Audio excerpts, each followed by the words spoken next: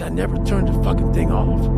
Because once it turns off, I go right back to the David Goggins that is. And that's the guy that I'm constantly fighting every day. Unwavering confidence is a lie. There's only one thing I dread, not to be worthy of my sufferings. But guess what?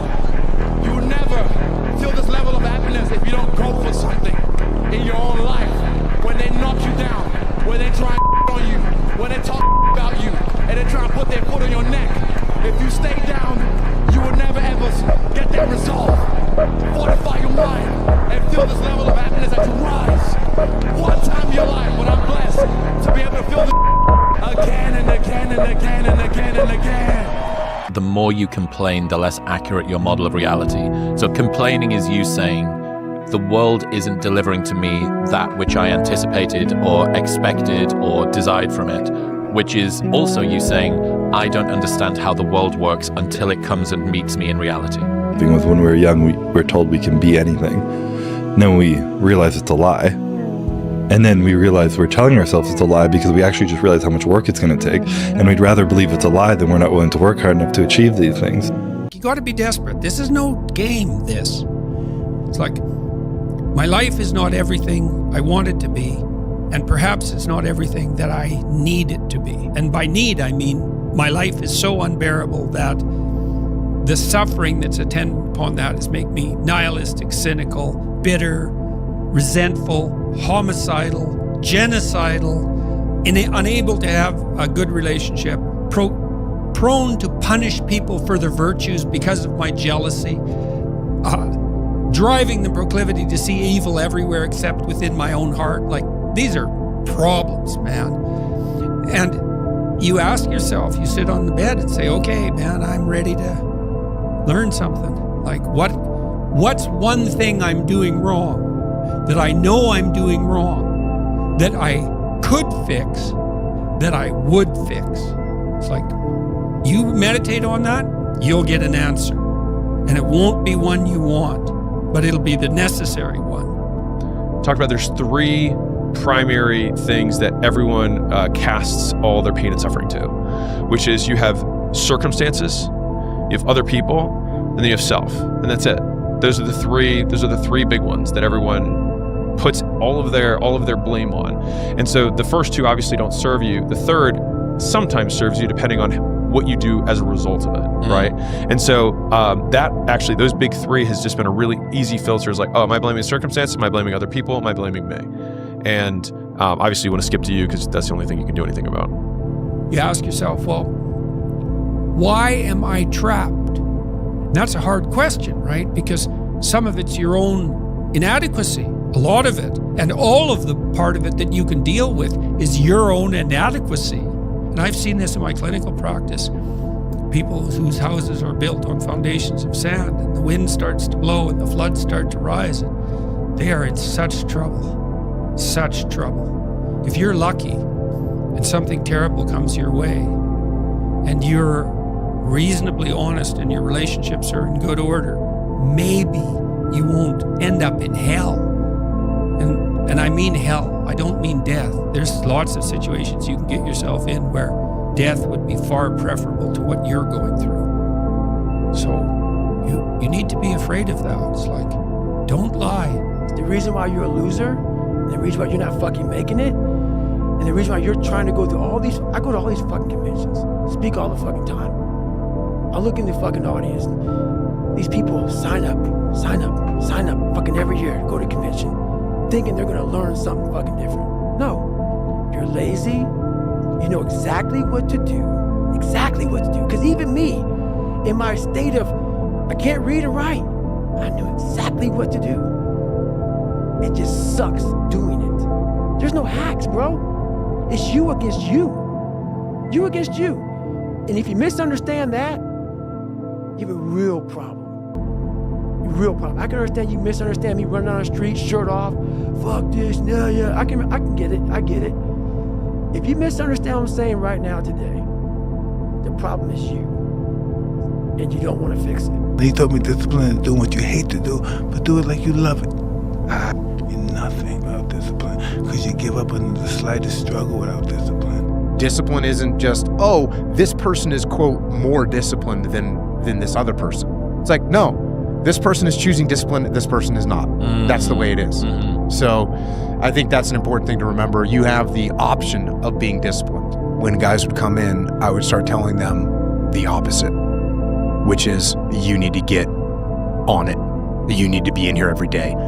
You're almost out of time. You're 22, you're late. Because I realized I saw a lot of people that didn't have any sense of urgency in their life. And when you don't have a sense of urgency, things aren't going to happen.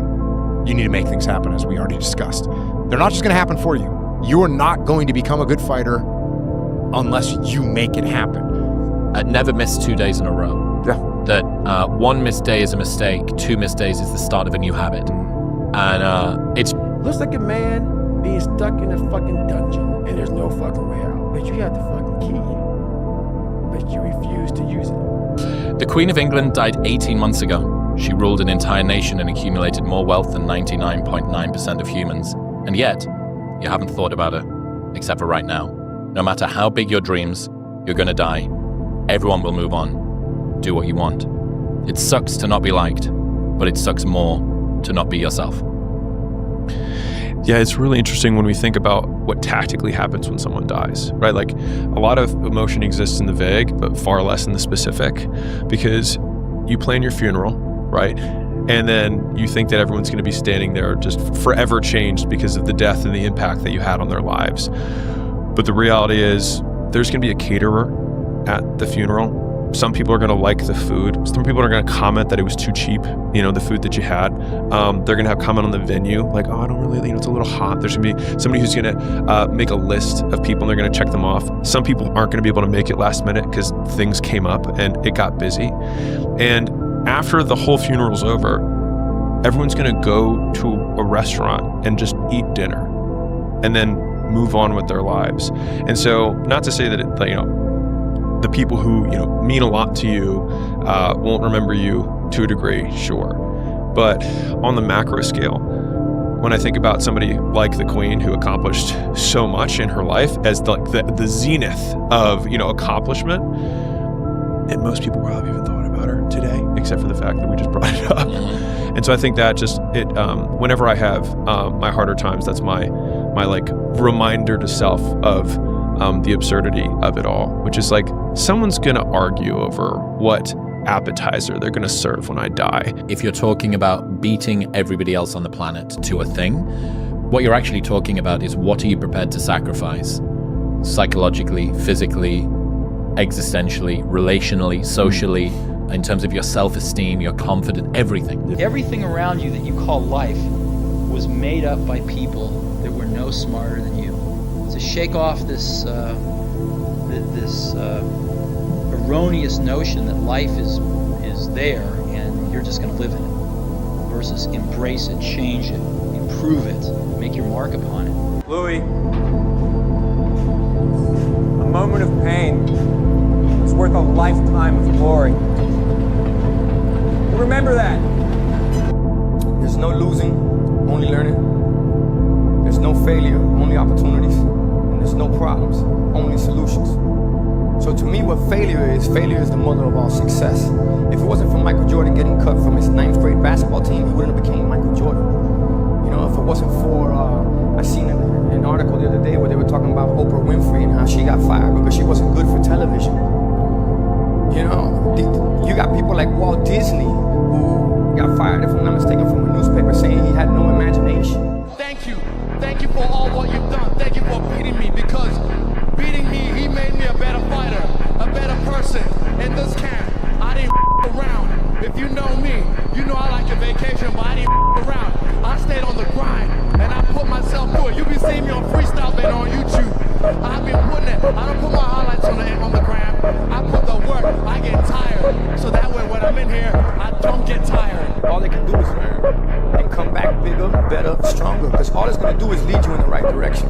See, if you're always winning and you don't really understand what it is to win, you got to take those losses, you got to take those hits. There's got to be the valleys, the peaks, the ups, the downs. In order for you to, when it does happen, you go, wow, terrible. This is what it's all about. And not only that, it's never about making it, guys. It's always about maintaining it. That's the toughest part. Are you not happy, or you're only half happy, or Still to be happy about. you're up too low? Job's not finished. Job finished? I don't think so.